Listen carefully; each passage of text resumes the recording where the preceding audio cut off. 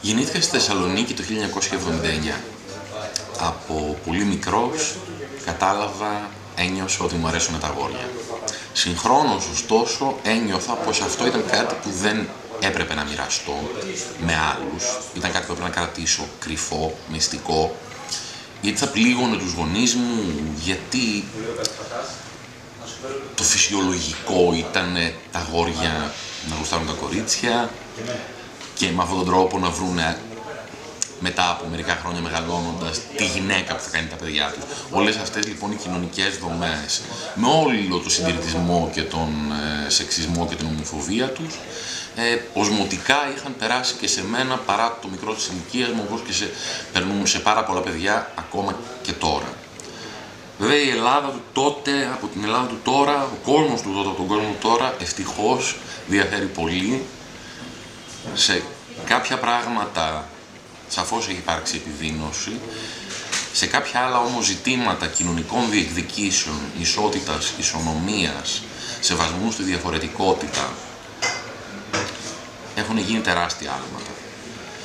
Σαν να μην έφτανε η ενοχή που κουβαλούσα, την οποία μου είχε φορτώσει όλο αυτό το ομοφοβικό στοιχείο των κοινωνικών δομών. Μπήκα στην εφηβεία τρομοκρατημένος γιατί είχε παρεμβληθεί το πρώτο μεγάλο ξέσπασμα της μάστιγας του AIDS. Οι άνθρωποι φεύγαν σαν ξερά φύλλα. Και αυτό ενέτεινε το στοιχείο του απαγορευμένου, του λάθους. Υπήρξαν στιγμές στην εφηβεία μου που πραγματικά αισθάνθηκα απόγνωση.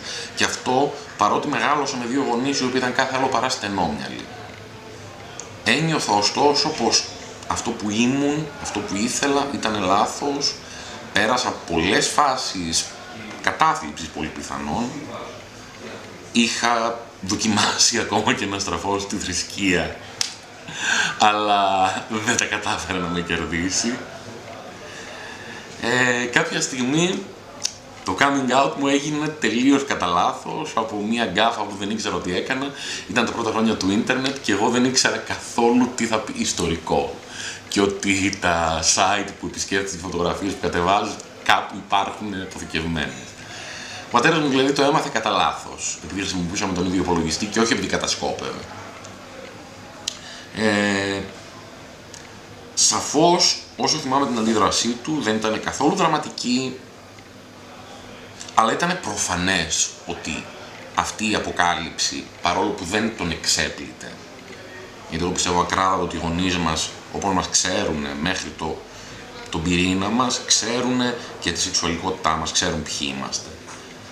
Το κατά πόσο θέλουν να το αποδεχθούν είναι τελείως άλλη υπόθεση.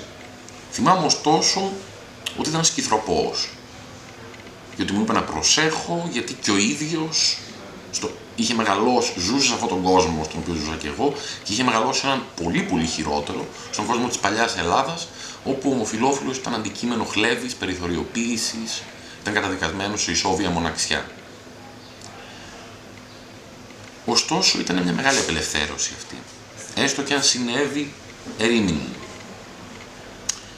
Και επισημαίνω τη σκηνή αυτή με τον πατέρα μου, γιατί ο πατέρας που έχω σήμερα, ο πατέρας με τον οποίο γιόρτασα μαζί με τον σύζυγό μου την μέρα που υπογράψαμε το Σύμφωνο Συμβίωσης, είναι ένας άλλος άνθρωπος.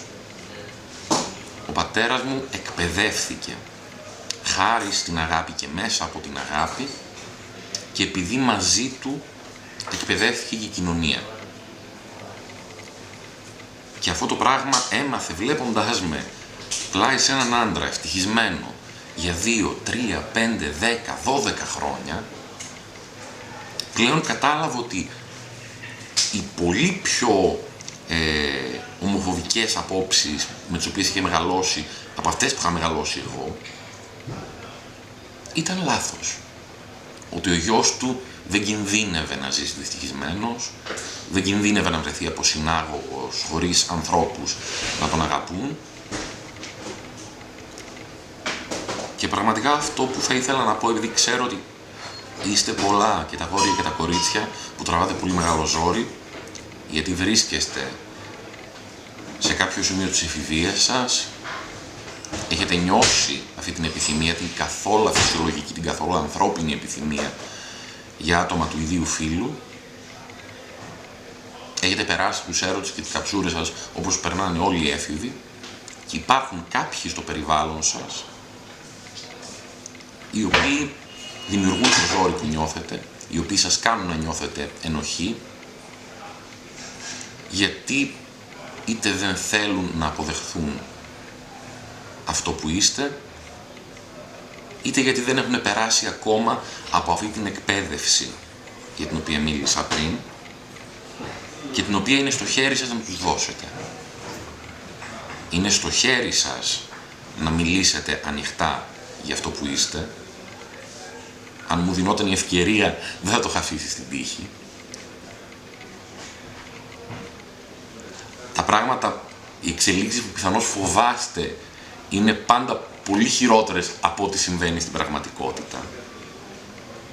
Και να ξέρετε ότι ακόμα κι αν υπάρχουν συμμαθητές που σας βασανίζουν, αδέρφια, γονείς, άτομα μέσα στο οικογενειακό σας περιβάλλον που αντιλαμβάνεστε ως εχθρικά και που δεν επιδέχονται καμίας εκπαίδευσης, γιατί είναι στενόμυαλοι, γιατί είναι κάργα ομοφοβικοί, γιατί αγαπούν περισσότερο τις παραδόσεις και το τι θα πει ο κόσμος που στο τέλος δεν λέει τίποτε, από την προοπτική της ευτυχίας του παιδιού τους. Πραγματικά, αν αυτή τη στιγμή νιώθετε ότι δεν υπάρχει κανένα να σας αγκαλιάσει, κανένα να μοιραστεί τα προβλήματά σας, τις αγωνίες σας, τους αγώνες και τις διεκδικήσεις σας, υπάρχουν πολλοί. Φίλοι, σύντροφοι, τέρια, αγαπημένοι, άνθρωποι κάθε ηλικίας, σε όλους τους εργασιακούς χώρους. Το μόνο που δεν πρέπει να κάνετε είναι να απελπίζεστε. Το μόνο που δεν πρέπει να κάνετε είναι να το βάζετε κάτω, γιατί πραγματικά ακούγεται κλισέ σαν αυτά που μας λένε όταν είμαστε μικροί και που έχουμε βαρεθεί να τα ακούμε, αλλά έχετε όλη τη ζωή μπροστά σας, μια ζωή που είναι στο χέρι σας, να γεννήσετε με ευτυχία, ζώντας ελεύθερα, ζώντας θαραλέα, γιορτάζοντας το δώρο που είναι ο έρωτας, η αγάπη, η συμβίωση. Να θυμάστε ότι όλα θα πάνε καλά.